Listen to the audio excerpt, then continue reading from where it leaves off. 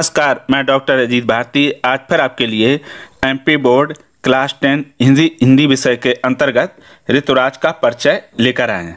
ऋतुराज यानी कवि ऋतुराज का। ठीक, तो ये हिंदी कक्षा 10वीं हिंदी विषय के लिए ये परिचय बहुत ही महत्वपूर्ण साबित होगा। तो चलो फिर शुरू करते हैं। प्रश्न देखो, परीक्षा में किस प्रकार से पूछा जाएगा। तो प्रश्न इस तरह से दिया रहेगा, ऋतुराज जी की काव्यगत विशेषताएं निम्न बिंदुओं पर लिखिए। ठीक, अब वो बिंदु कौन है? पहला दो रचनाएं और दूसरा काव्यगत विशेषता है। तो इन्हीं दो बिंदुओं के आधार पर हमें उत्तर लिखना होगा। तो उत्तर लिखने के लिए सबसे पहले आप क्या करेंगे, उत्तर ब्लैक पेन से लिख देंगे, उसके बाद हेडिंग डाल देंगे ऋतुराज का परिचय। ठीक है, इतना लिखने के बाद अब दो रचनाएं लिखेंगे। तो दो रचनाएं लिख दी। अब लिख दिया पुल पर पानी सुरत निरत। ये अब आगे फिर दूसरा बिंदु लिख दिया काव्यगत विशेषताएं, हेडिंग डाल दी, इसमें लिख दिया ऋतुराज के काव्य की विशेषताएं इस प्रकार है। तो काव्यगत विशेषता के अंतर्गत फिर दो आते हैं, भाव पक्ष और कला पक्ष। तो पहला लिख दिया भाव पक्ष। अब भाव पक्ष के अंतर्गत हम लिखेंगे हेडिंग, पहली हेडिंग लिख दी उपेक्षितों का पक्ष। देखो, जो कवि हैं उनकी काव्यगत विशेषताएं हैं, उन्हीं के आधार पर हम हेडिंग लिखते हैं। तो उपेक्षितों का पक्ष। तो इसके अंतर्गत आप नीले पेन से कैसे लिखेंगे उत्तर? लिखेंगे ऋतुराज वंचितों, उपेक्षित और पीड़ितों के कवि हैं। यानी समाज में जो वंचित हैं, जो अपने अधिकार से वंचित कर दिए जाते हैं, जिनकी उपेक्षा की जाती है, जो पीड़ित हैं, है ना, जिनका शोषण किया गया, उन्होंने कहते उन्हीं के ये कवि हैं। उन्होंने मुख्य धारा से अलग समाज के हाशिए पर खड़े लोगों की समस्याओं और चिंताओं को अपनी लेखनी बनाया। अब देखो, कई बार आता समाज के हाशिए, यानी जो समाज के किनारे स्थान पर खड़े हैं, उन्हीं लोगों की समस्याओं और चिंताओं पर अपनी कविताएं या रचनाएं लिखी हैं। तो ये हो गया पहला बिंदु। अब दूसरा बिंदु आता है जिसमें लिखा, दूसरे बिंदु में लिखा है यथार्थ चित्रण। यथार्थ का अर्थ होता है जैसा समाज में घटता है हम उसी को वैसा का ही वैसा प्रस्तुत कर देते। तो ऋतुराज काल्पनिक दुनिया की अपेक्षा यथार्थ जीवन को अपना विषय बनाते हैं। यानी वो कल्पना की बातें कम करते हैं, जो समाज में घटित होती हैं घटनाएं, उन्हीं पर को अपना विषय बनाते हैं। फिर तीसरा लिख दिया है कि नारी जीवन, हेडिंग। तो इसमें लिखेंगे ऋतुराज ने नारी जीवन की लाचारी और उन पर होने वाली शोषण परक घटनाओं को करीब से देखा है। वे नारी को शोषण से बचने के लिए सचेत करते हैं। देखो कितना अच्छा दिया। इन्होंने क्या कहा, ऋतुराज ने नारी जीवन की लाचारी और उन पर होने वाले शोषण परक। चूंकि देखो, ये जो पाठ आपका कन्यादान, उसी के ये कवि हैं, तो जाहिर सी बात है कि इन्होंने नारी की समस्याओं पर ध्यान दिया। तो कहा कि हमारे समाज में या संसार में नारी के जीवन की लाचारी और उन पर होने वाले शोषणात्मक घटनाओं से करीब से देखा है। वे नारी को शोषण से बचने के लिए सचेत यानी सावधान करते नजर आए हैं। अब फिर आता है दूसरी हेडिंग है कला पक्ष। तो कला पक्ष में हम लिखेंगे अपना, कला पक्ष के अंतर्गत लिख दी पहली। देखो, कला पक्ष में क्या था, भाषा, शैली, अलंकार, छंद, रस।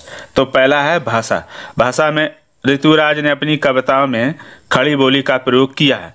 वे लोक जीवन की भाषा को अधिक महत्व देते हैं।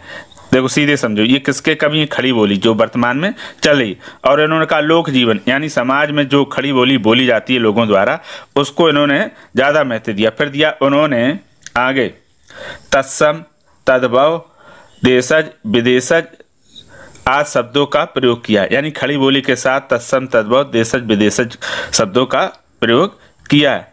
अब दूसरा बिंदु दिया है अलंकार का प्रयोग। तो कवि ने अपनी रचनाओं में अनुप्रास, रूपक, उपमा आदि अलंकारों का उचित प्रयोग किया है। कहने का अर्थ ये कि कवि हैं तो जाहिर सी बात है अपनी रचना में अलंकारों का प्रयोग करेंगे, लेकिन इन्होंने अनुप्रास, रूपक, उपमा को अधिक महत्व दिया या इनका प्रयोग अधिक किया है। फिर तीसरा बिंदु आता है छंद। तो हेडिंग छंद लिख देंगे, उसके बाद नीले पेन से लिखेंगे ऋतुराज ने अपने काव्य में मुक्तक छंद का प्रयोग किया है। देखो, काव्य दो तरह से लिखा जाता है, एक तो छंदबद्ध यानी छंदों से जो बंधी हो, दूसरी छंद मुक्त जो बिना छंद के हो। तो इन्होंने बिना छंद वाली रचनाएं की हैं। अब फिर अंत में लिख देंगे साहित्य में स्थान। हालांकि प्रश्न में नहीं पूछा गया, लेकिन आप चाहो तो अपनी तरफ से लिख सकते हो।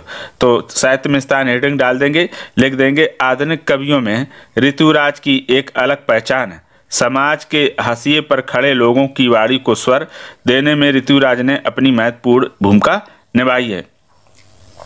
उसके आगे ऋतुराज आज भी अपनी लेखनी से साहित्य को एक दिशा प्रदान कर रहे हैं। तो ये हो, उन्होंने फिर आगे दिया, उन्हें साहित्य जगत हमेशा सम्मान मिलता रहेगा, है ना। उन्हें साहित्य जगत में हमेशा सम्मान मिलता रहेगा। इस प्रकार ये क्या हो गया, आपका समाप्त हो गया परिचय। अब इसमें किसी प्रकार का कोई डाउट हो, प्रश्न हो, तो आप कमेंट करके हमें पूछ सकते हैं।